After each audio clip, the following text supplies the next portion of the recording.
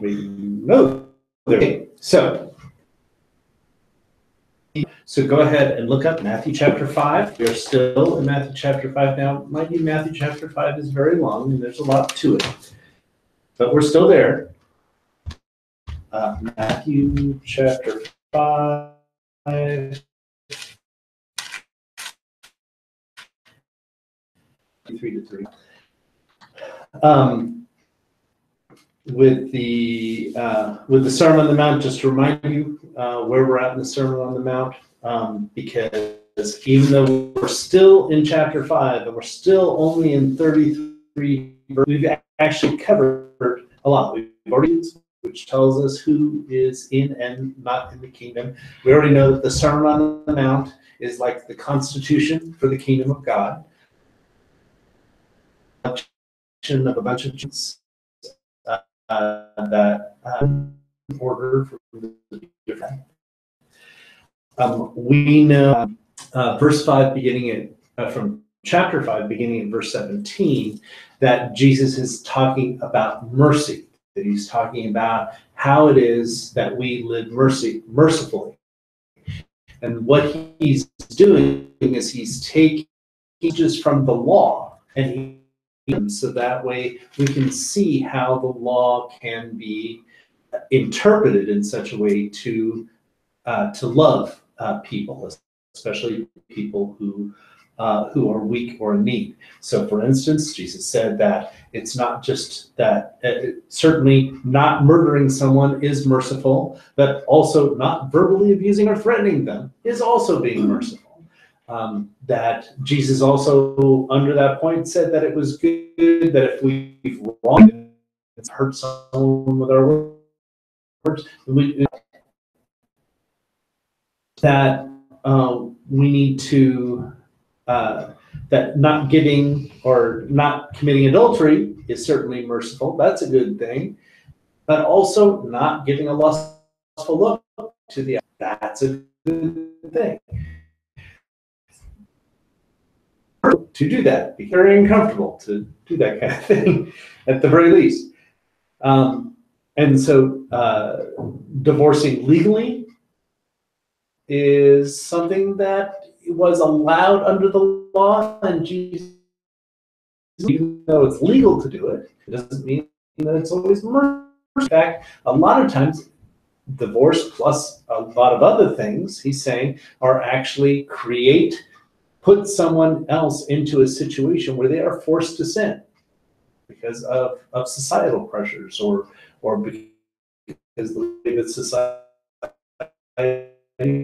works. It's a bad thing. And we talked last time we met, which was a couple of weeks ago. One didn't record, so if anyone is there and they're saying, oh my goodness, where's Sermon on the Mount 8? I don't know what happened to it, the divorce one. Well, I recorded it, re-record it, because we spent that long time about that and didn't record.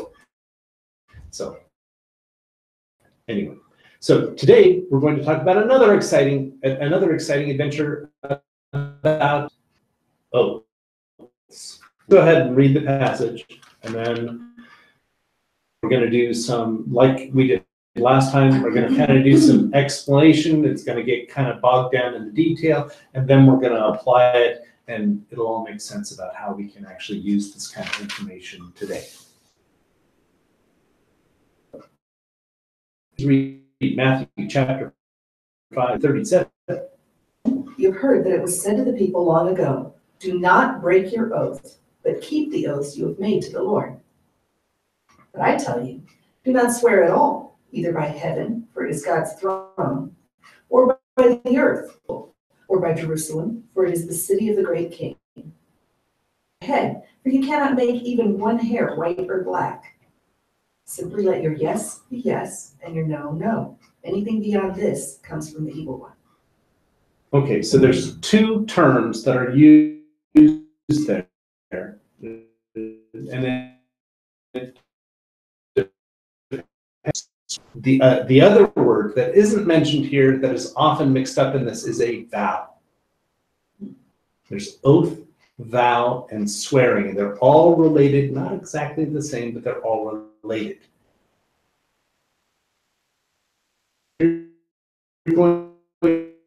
what is Jesus exactly is he saying? Does anybody have any idea? And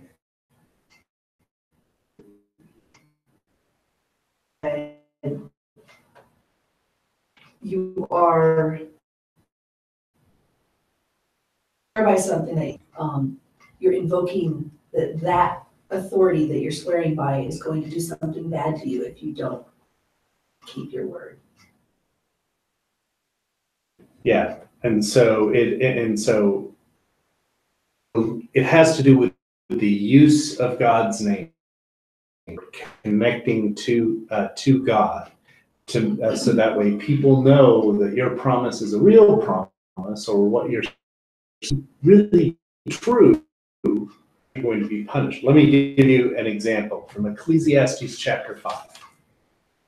Chapter 5, starting at verse 4, it says, when you make a vow to God, remember this word is the vow, similar to oath, not exactly the same, but we're not going to get into the details here. When you make a vow to God, do not delay in fools.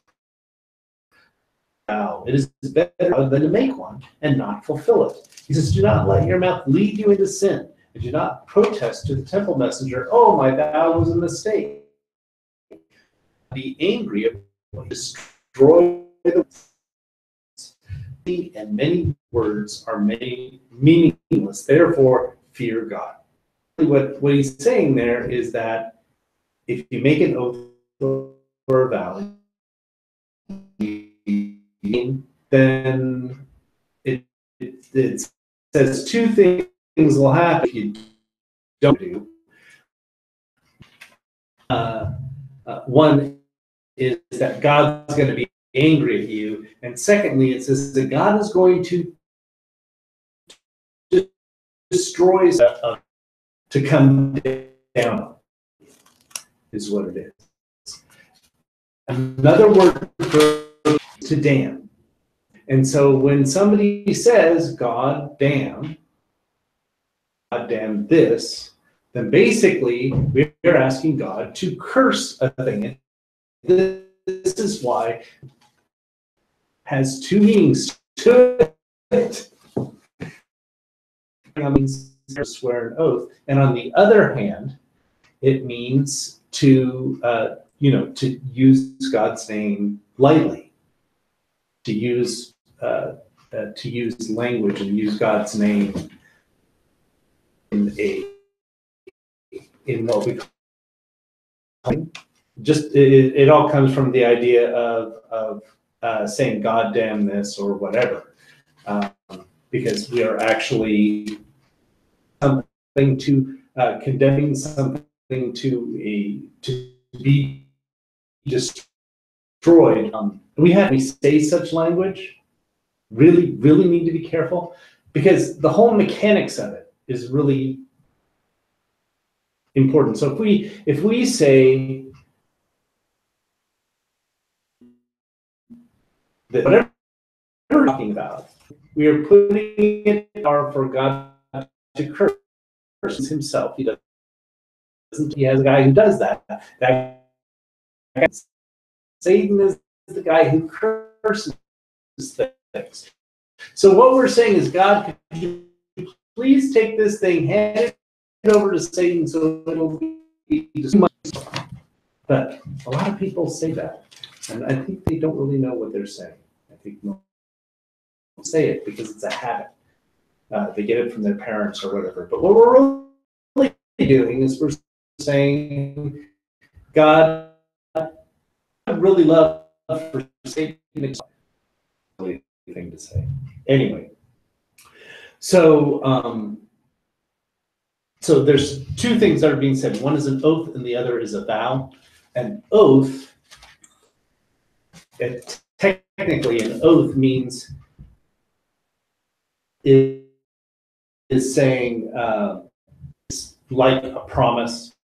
A vow is like it's kind of like resolution. Do this. This is the sort of thing I'm going to do. A general statement. Yeah, Diane? I just don't see vows in this passage at all. Vows are not in that passage. Vows are in the All passage right. that we read in Ecclesiastes. Okay, all right. And- I do not see vows. And they are and they are very similar and using God's name to bolster a statement. Although one of them is done to God, like you're vowing. Right. The vow is. The vow is a vow to God. I promise to God that I will Yeah. do this. So it's a And little an bit oath. different where- And an oath is saying to someone, I will do this. And then Deuteronomy 23. Now, Jesus is actually referring to Deuteronomy 23. He said, it says, if you make a vow to the Lord your God, do not be slow to pay. And once again, and so a lot of times the translators get it mixed up too. Do not be slow to pay it, for the Lord your God will certainly demand it of you, and you'll be guilty of sin. But if you refrain from making a vow, you'll not be guilty. Whatever your lips utter, you must be sure to do, because your vow freely to the Lord your God with your mouth. Once again, it's talking about vows, not talking about oaths, but it is in a similar context. And so this is a thing where you are saying, I promise that I, and do, you better do it. Same thing as Ecclesiastes. You can make it, you better do it. And I love the way that Deuteronomy says, you don't have to say it, by the way. You don't have to promise God. I just ask you to do that. But if you say it, if you use God's name and you do it, you know? The reason I don't drink soda, because I made a vow to God that I would not drink soda. I had broken that vow many times, but my friend really called me on the carpet every time that I broke it. I stopped it. I don't know how long, at least since we've been married. At least since that. Maybe it was longer than that. And so and I would call that now a foolish vow, but in the end, it was good for me. You know, it's good for my health. And so I'm glad I made the vow in the end. And it was just kind of dumb. It was a youthful rash. Anymore, but it was okay. It was all right. All right.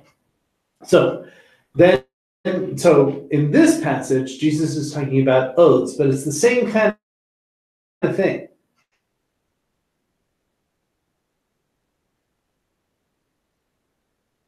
Why?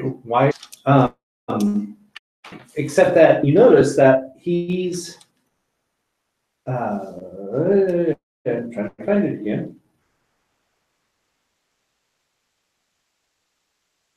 He said that he's saying, well, either it is the throne of God, or by earth, for it is the footstool of his feet, or by Jerusalem, for it is the city of the great king. In other words, he's talking about people who are not specifically using God's name about God. Now, this is important because in Jesus, people, now God's name is Yahweh, but people stopped saying Yahweh. Yahweh or something very close to Yahweh. Sure about the vows, but the why, and we're not sure about the vows, but we'll stop using Yahweh because the name of the Lord, their God in vain, and so they started using. They used the word. If they spoke Hebrew, there's other words they would use, and I'm trying to remember. There's one particular one that they've used. But all I'm saying is that they're not using God's name anymore because they often miss the using God's name. If you are talking about God, you're still talking about God. And so even if you just say God, that's just God is the kind of is, then that's not, you're still talking about God. If you say the Spirit, you're still talking about God. If you say Jesus, really, you're still talking about God. We have to be careful not to do Jesus or talk temple or heaven. Instead of saying God, they're going to say heaven. And what Jesus' point is about God. Even so, we're still talking about God. So, in fact, go ahead and turn to Matthew chapter 23. 23, starting at verse 16, because it ended up being more specific than just trying to have a replacement for God in this. It kind of got really complicated.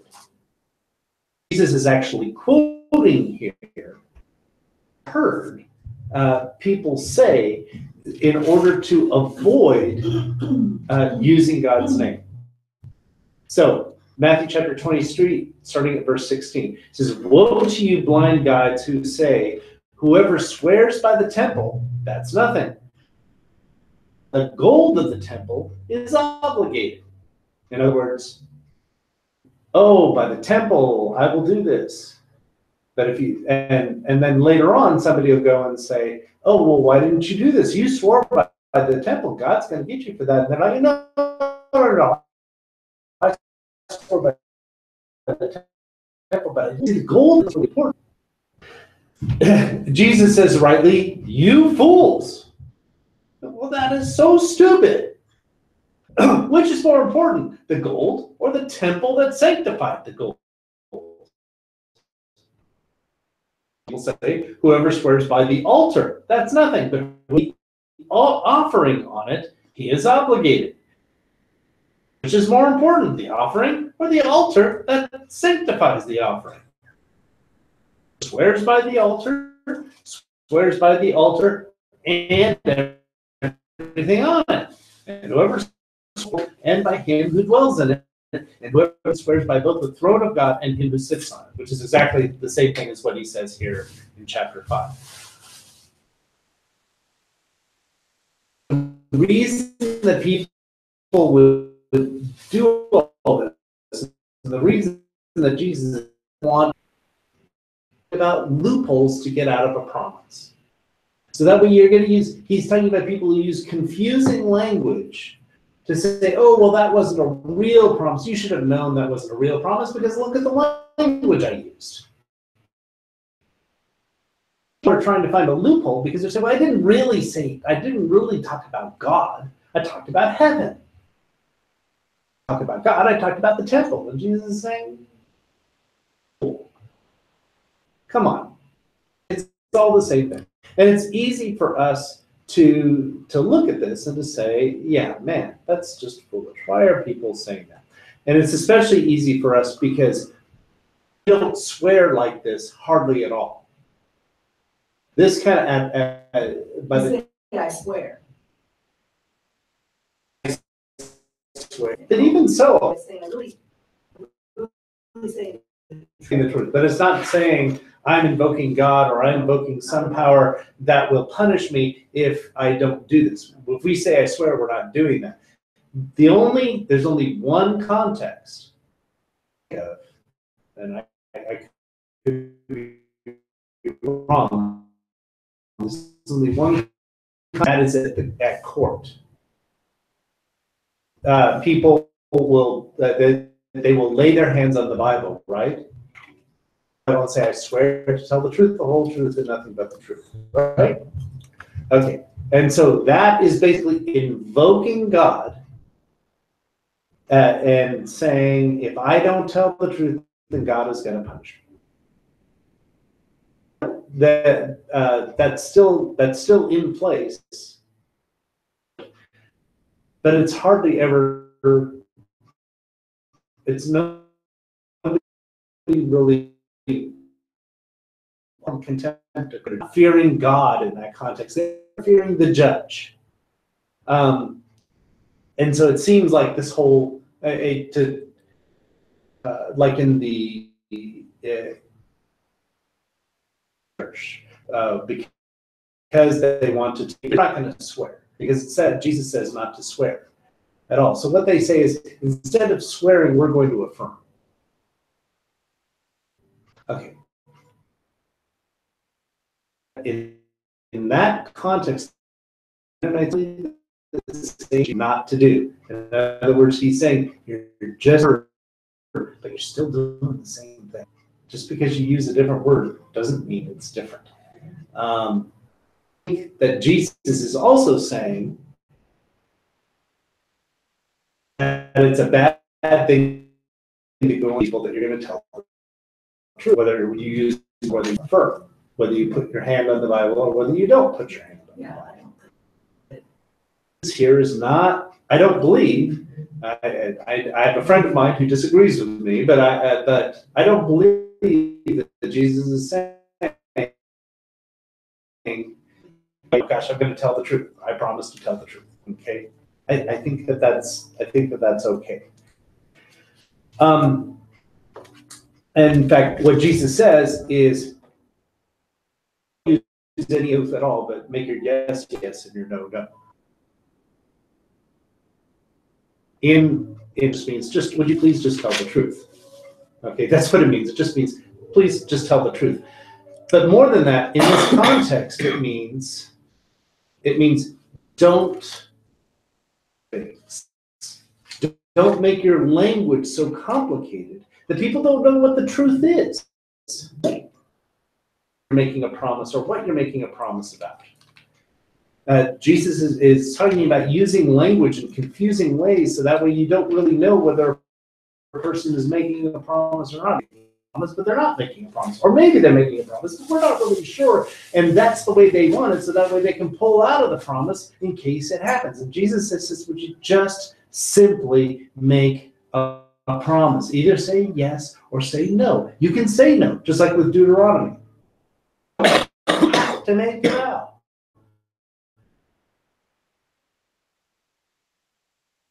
To make a promise. If we make promises and then we're constantly pulling out or saying, well, I didn't really say that, what kind of a person are we communicating? People don't trust us anymore. Jesus is really the kind of person that if you're going to say you're going to do something, then do it. And if you can't do it, don't promise them that you will. Or if you don't really want to do it, you will. And especially when it comes to complicated language.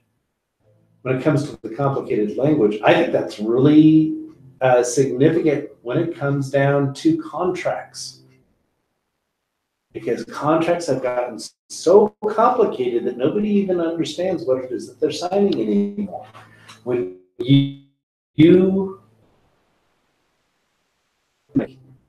the contract is really complicated, and in the contract, they will tell you terms.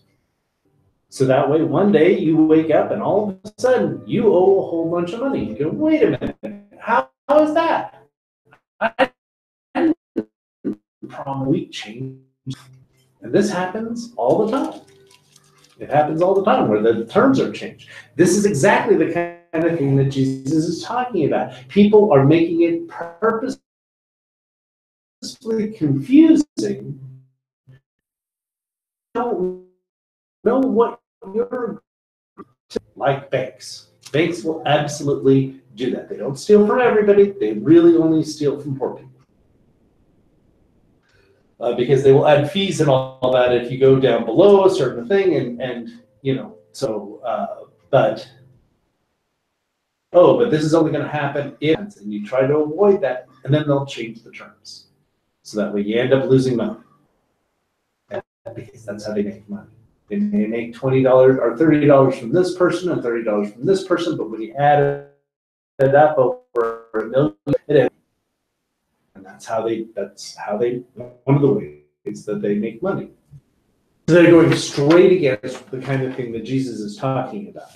In everyday stuff, that doesn't happen so much, but we know a lot of people, and sometimes we're make, I will be, and then we don't. Sometimes we don't because we just plain forgot. We need to take what Jesus said in a previous thing, which is that if we've wronged somebody,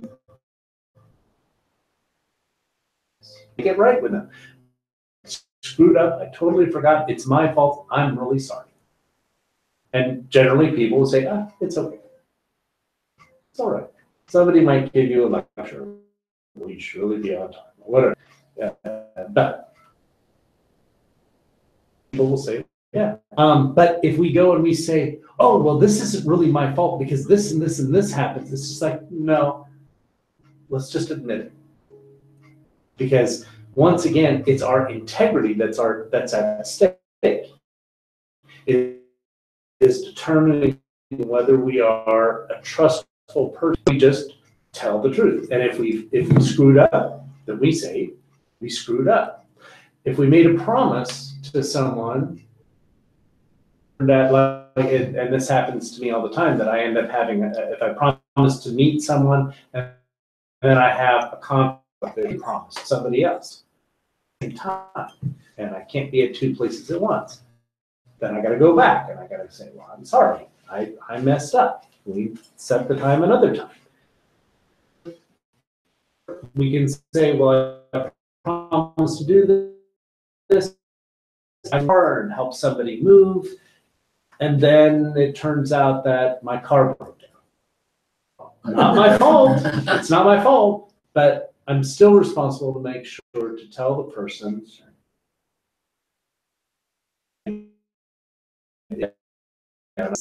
you know, these things happen. I thought this was going to be the.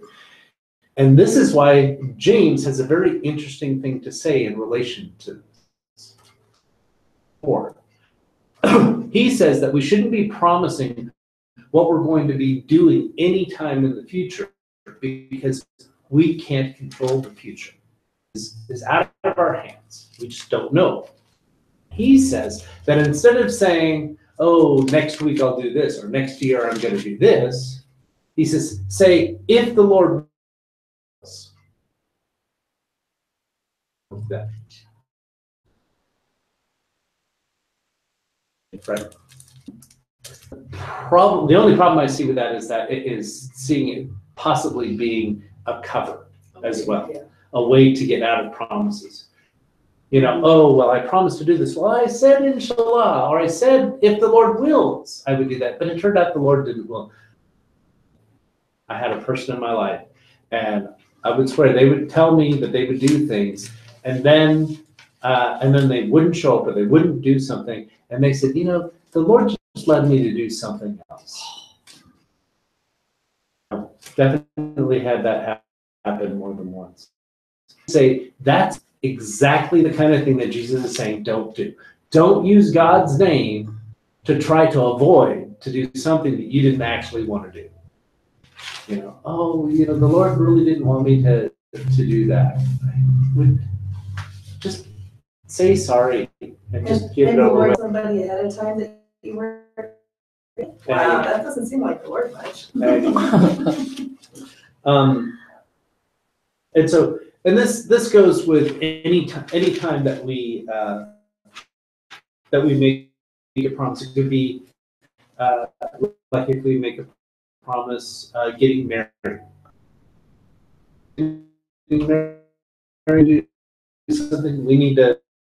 If they screw up, isn't going to be. Or promise to bake cookies with your kid. Yeah, promises to our kids. That's really, really important because that can really damage them. Once again, that's a matter of building trust or breaking trust.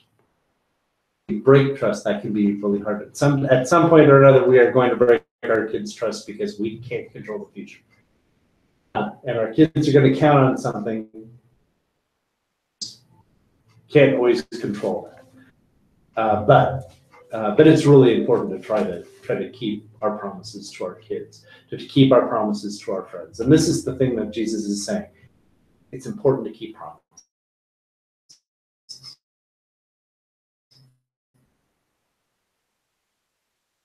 do Jesus and that seems like a long ways to go to just say that. But I guess in Jesus' day, this was a real problem. And frankly, in our day, not everybody does this. I think that in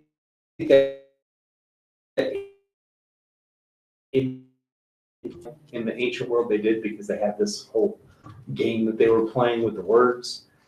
I think a lot of times that I think it doesn't happen as much that people make a promise and then they.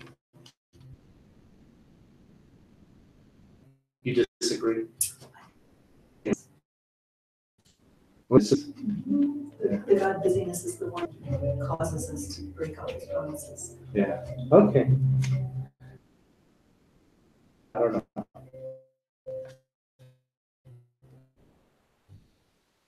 Anyway, so, but that's pretty much what Jesus is saying. It's a pretty simple thing. It's a pretty simple statement. Keep our promises. If we say we're going to do something, let's do it. That's pretty good. And let's not. So, okay, and that's all for today.